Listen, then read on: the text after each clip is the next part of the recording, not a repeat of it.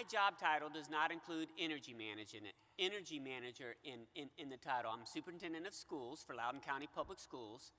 And I remember exactly the year when I decided to become a teacher. I was a 5th grade student, and Mrs. Green inspired in me a love of history through a series of historical simulations related to the colonial era. So we did a mock Continental Congress, we did a mock Boston Tea Party, and I went from not caring about history at all to having a love of history and also saying, hey, I want to become a teacher. I want to share that same joy of learning with students like Mrs. Green did for me.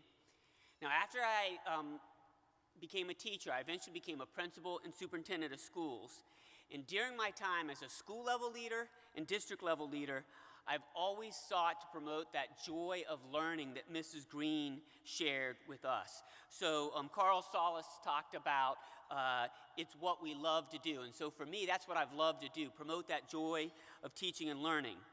The connection I want to make with energy management is that tonight's Energy Management Award is a recognition of our district's efforts to avoid costs without sacrificing comfort.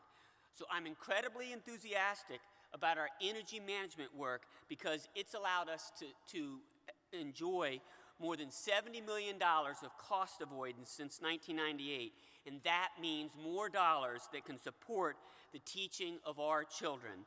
And so, yes, as superintendent, I miss the daily interaction with students, but it's incredibly gratifying for me to know that we're able to promote joy of teaching and joy of learning because of all the energy management work that we've engaged in. So I give a shout out to Mike and John from our team for your leadership.